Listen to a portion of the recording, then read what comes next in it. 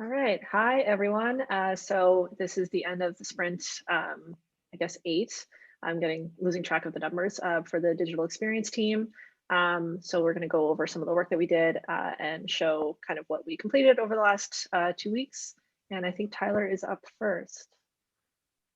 Sure. So I released the DevOps platform topic page for Agency Day, which is not the DevOps topic page. So we got that all set up. I pushed out an error fix for some 500 errors that happen on our API calls in our build deploy, or at the very least, if it doesn't fix them, we should start to fail faster. So in the past, there were basically, there's a caching behavior in our deployment pipeline where if the API response returned to 500, we cached an empty array. And then on a future job after that caching happened, the pipeline would break because it was trying to read out of an empty array. And it was unclear when that happened because it was cached from a prior job. So now if we get the 500 response, it just fails. And we have an exponential backoff algorithm set up too, so that like it's less likely that a 500 error will break the whole job. So that was great, and it should be helping our deployment pipeline. Anecdotally, it seems that the handbook escalation has fewer of these 500 errors in it, so we're feeling good there. This morning, I helped Rebecca get back her local dev server, which had broken sometime in the last couple of weeks. Yep, those are the error messages that she was getting. And I think this was unrelated to the MR where it sort of first cropped up. I think this was just like a local node dependencies problem. I also helped did some review on some community contributions to the middleman packages in the overall repo. And so we bumped up some versions, which got us set up for migrating to Ruby 2.7, which is getting us set up to migrate to Ruby 3. I clicked merge and did some troubleshooting on the rollup to Webpack migration. So we now just have one bundler in the entire www repo. So things can be handled uniformly there, which has been a blocker, I think, for Handbook to do some migration work that they're working on. And then finally, this has been sort of the biggest ticket item is I created an MR. I've put it back in draft because I don't actually think it's yet ready. But there's an MR for the blog template that Tina designed in Slippers. And Javi, I have a show link underneath nested in there if you want to show the review app. There you go. This is it. So this link here is the review app for this MR. And as you'll see, it's I've got the components, and I think next steps here are, so Tina's done some initial review. I resolved those items. And then I think that there's still some engineering review I'd like to do in terms of some implementation things and some naming. Javi brought up a good question about categorization of these components and like where they're intended to go. So I've marked that back into draft. And today I will be getting to the other part of this, which is making it work with middleman. So I think I'm a little off track in terms of like getting that like actually out the door. But I am on track for having it like complete and reviewable. And I'll be talking with Michael or whoever else needs to talk about that to make sure we don't miss anything super critical on it and see what I can do to pitch in on it. So thank you. Up next is Lauren. Is she on the call? I don't think so because she's out, right? Yeah, she's out. I put that one in there knowing that she had done that work kind of at the start of the sprint before the CEO shadow. And I just thought it was worth mentioning because in particular, the blog category page pagination is something they've wanted for a while and something that we had a contractor starting work on that wasn't able to finish. And it's more complicated than it seems because of the way middleman works and collections work and whatnot. So yeah, in that show example link, there's basically, you scroll to the bottom of the page and you can see that there are pagination numbers as one might expect instead of a really long list to scroll through. So better for performance and user experience and all that kind of stuff and linkability. So yeah, that's that. The next item up is I have a couple things in there. One of them is just a quick handbook link that I added for the question came up in Slack. This merge request is taking a long time, and I realized I was one of the only people on the team that knew about the merge chains and that there's a solution out there to fixing them if they get stuck, or even that they get stuck sometimes. I hadn't communicated that. So I just added that link to the handbook. I know it's already in the handbook in other places, but I figured it would be good to have in our own team documentation. And it's rather than copy pasting from this issue how to do it into the handbook, it just made sense to link to that issue, which was already there. And then the second item I have that I worked on this sprint, which was the larger item. This was kind of a last minute time boxed sort of request. They've been waiting on this for a while, so we created a template. We were planning to use our localization platform SmartLink for this. However, the tool wasn't in a state where we could use it within the expected time period. So we built a quick template in Middleman using some of the design system work we have done. And thanks to Tina for volunteering to design this really quick. And obviously still put a lot of thought into it, and I'm happy with how it turned out, and everyone else is too. They weren't expecting this amount of design. So yeah, really happy that we were able to get that out, and that the foreign language support worked better than I was expecting. So yeah, thanks for that. And looks like next is Tina. I don't know if you had any words about that template that you wanted to share, but yeah, I think it turned out well. Yeah, I think it looks great. And I'm also happy to share that some of those components actually made it into our block library, which I'll talk about after. Another thing that I worked on at the same time as the Japanese localization project is the solutions landing page template. I completed that design, handed it off to Laura, who did an amazing job bringing it to life. I'll pass it over to Laura now to show that page and talk about it. Yeah, so yeah, the page is opening up there. It should be merged in shortly. We have a really nice kind of header design that we can use. This is kind of a global template that we can use for a lot of these pages, which is really great. So we have a version of the header that just has title and call to action. And yeah, we've got some really nice graphics in here. Some split layout stuff happening. So it works really well. There's a watch and learn video section that will show up in production. It's just part of our review app won't show it properly, but those video cards were updated by Sanmi when he was doing video card updates for the homepage, which updated our whole site, which looks a lot cleaner. So yeah, overall, mild success. Awesome. Thank you, Lauren. So on my own, I'm going to be discussing about our MVC3 for the homepage. So like all Laura just mentioned recently about the video cards, some of the improvements we made to our homepage is to simplify it and make it much more beautiful, especially about the release part where we have this giant big image before. And now we have simplified it to a very simple design, and we now have our video cards showing up. The video cards has a new set of play icon. Previously, we don't have a play icon on our video, so you don't even know if it's a video or just a carousel. But right now, it's looking simple, looking beautiful, and that's what we've improved on the homepage for now. That's our new MVC3 for our homepage. And the next person right now is Tina. Thanks, Andy. So I've created a block library. If you can show the slippers file, Javi, that would be great. So I've basically, what I've done is did a roundup of all of the blocks that Digital Experience has designed since our existence, although ones that we felt are usable and reusable, because Slippers and Storybook is still a work in progress. This is really just for right now a Figma application. It's a place where content creators, designers, and engineers can select from when building out new pages. And we've put it into Slippers as a single source of truth instead of its own Figma file.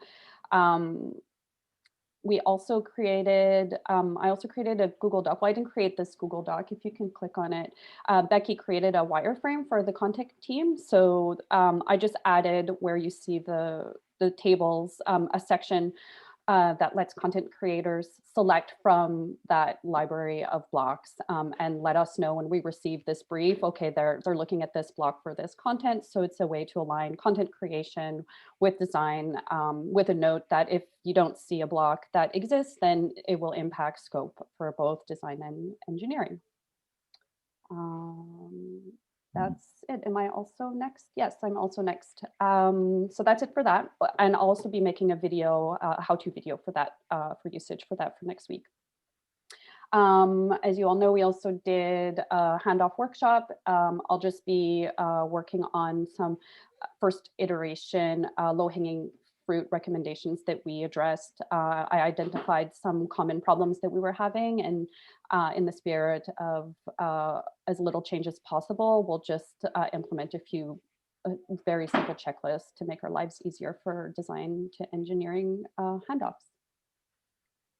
Next up is Laura. Yeah, so a little one there that has to do with the events page. The events page look-wise has not changed, but under the hood, it's operating a little bit differently with how the dates are being sorted. There was a bug where dates that spanned kind of across like the end of December to the beginning of January that were 2 different years would be parsed incorrectly. It wouldn't show up.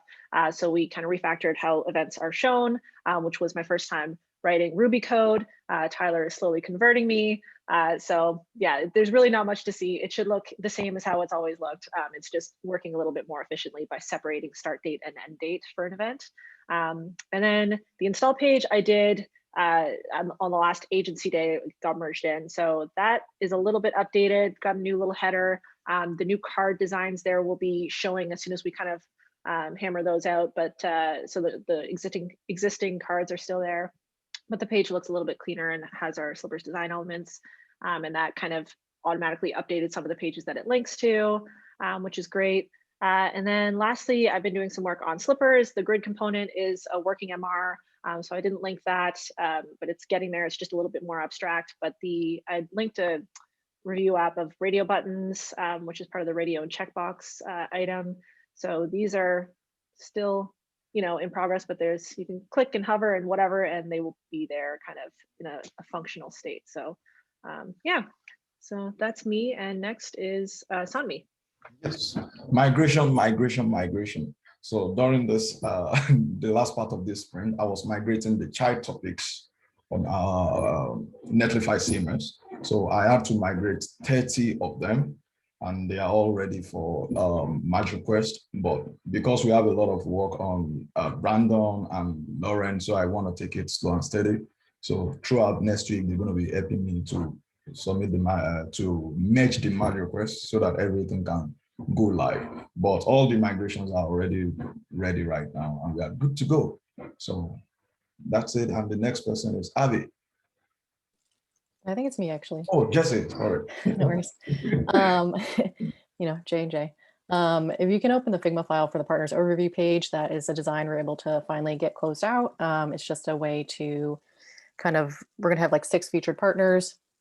Come to this page, you can see who they are, kind of explains how our partnerships work with them. And then if you go into the second Figma file I've linked in there, that's something actually Stephen, who's not on the call, helped me with, and it's just the template right now. So if you were to click through any of those 6 logos on the overview page, you'll be brought to the specific company. So whether it's Amazon or Google or IBM or whoever, you'll get this. You can just go to the one in the middle there. Yep. You'll just get kind of and right now it's just a grayscale template, but we're going to next sprint kind of fill it in with all the information for that individual company. And that'll be our featured partner page. And then the last thing I've got there is the research I've been working on for the marketing navigation. And I've been doing tree tests. There's an optimal workshop at the bottom. Yeah, you can click on that. And basically we're using this company optimal workshop who helps with the tree testing. If you scroll down a little bit, you can see we've asked 10 or 12 questions. And if it's green, that means people have answered them correctly. They've gone through our navigation and found it easily. If it's red or orange, then it's was difficult to find. And that just gives us some insight into maybe we need to move this to another place or rename it or something like that. So I'm kind of working on a readout of that right now, going through user testing videos, just hearing what people are saying and adding some extra insights. And hopefully I'll have a readout for you guys soon. And now it's for Javi.